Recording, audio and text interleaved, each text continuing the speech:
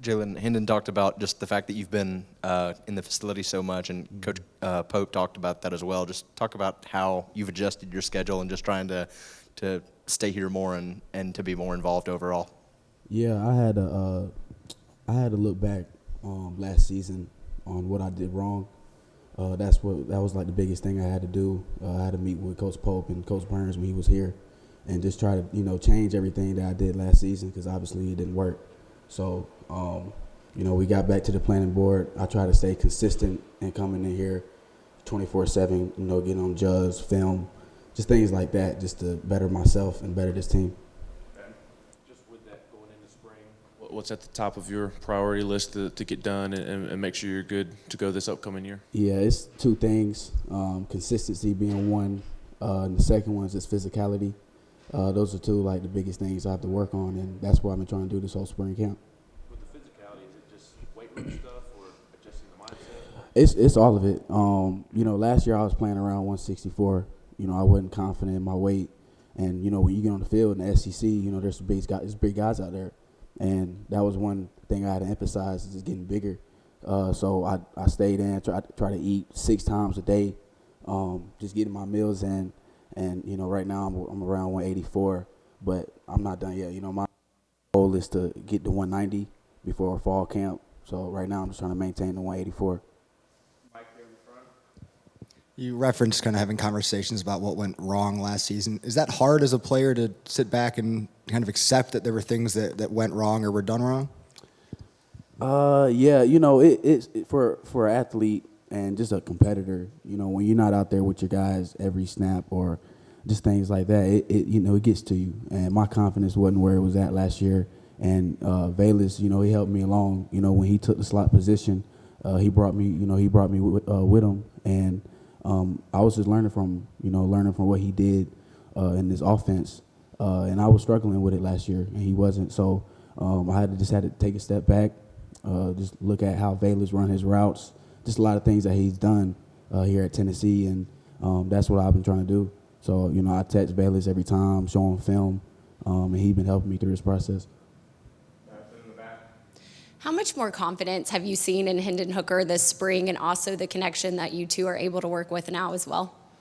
Yeah, that was one thing. Right after the Purdue game, I think we were up here, I want to say a week later, and just me and him just running routes one-on-one, just route ball on air, just trying to get the connection between us. I'm very happy of what Hook has been doing. He's in here 24/7. Every time I come in here, he's already in here. The process that he's taken from year 1 to year 2 in his offense is just it surprised me, because he just he wants it very badly. He's aggressive, and that's what I like about him. Jalin, coaches always talk about they love competition. How much of a factor was it, a motivating factor, that they were bringing in 4 pretty highly rated wide receivers into this group, and there's guys probably trying to take your spot and your snaps? Here it's Tennessee, so we're gonna get the best guys here. That's just every year. Every time we're out there, it's competition. Nobody has a spot, nobody's comfortable. We're all working to get better. And I'm very proud of the freshman. Squirrel, I try to stay hard on him because he reminds me of myself when he came in, weight-wise, and just a lot of physicality things he still needs to work on. But he's going to be a great player. He's getting used to the offense, fast, quick. He's going to be a very good player. Jalin, when someone comes in as a freshman and makes some of the plays that you were able to make as a freshman, I don't know if complacency is the right word, but is there a part of you that goes like, all right, I've got this, like I'm going to be able to handle this, and this isn't a big deal? Yeah, year 1, my freshman year when Coach Pruitt was here and Coach Chaney, I didn't take it as a great year for me. I felt like I could have done better, but it was a good year as far as a freshman year, and I think that's what kind of messed me up for year 2. When we were going through all that process, when Coach Pruitt got fired and Coach Hype came in, I just got complacent. I wasn't working as hard as I usually work. So this offseason, I never worked as hard as I ever did, and I'm just trying to keep building on that. Jalin, you kind of talked about the meeting you had with the coaches about trying to change everything. I guess at what point did sort of the switch come on with you where you said, this isn't working, I need to change everything? Was it during the season? Was it after the season? At what point did it kind of, your mindset kind of change? I would say it was definitely, I was thinking about it during the season, but when you're in season, you know, there's some things you can't do, you know, when you're off season. So, you know, I told myself, you know, right after this season, right after we play our bowl game, I'm coming right back to the facility. And I thank Coach Pope because he was there every day, you know, working with me. You know, it's a process here, and I'm just trying to build on that and just try to get better every day. Anything else for Jalin? Jake? We've seen the reaction video of whenever Coach Pope got informed that he was going to be the wide receivers coach. What was that like for you guys, just to be able to celebrate with him and to be able to share that with him now that he's been here a year and you're familiar with him? He definitely deserves it. I think we knew, you know, when Coach Burns left, you know, it was hard on us because, you know, he's a great coach and the Saints have a great coach. But Coach Pope was there every step of the way. You know, when I was struggling last year, he was there, you know, working with me, trying to get me my confidence back, just trying to do a lot of things for me. And I thank him for that. And when I knew he was going to be the receiver coach, it just made me even more hungrier because, you know, we have a great relationship. He has a great relationship with the teammates here, with my teammates, and I'm just proud to call him my coach. Right here in the back.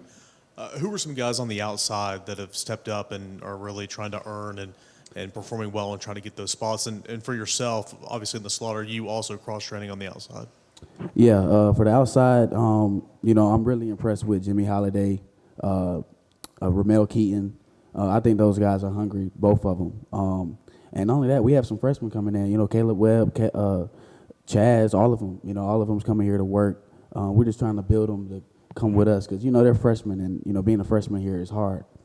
Just trying to show them the right way, show them what we need to do to be the best team, you know, and compete with everybody in the SEC.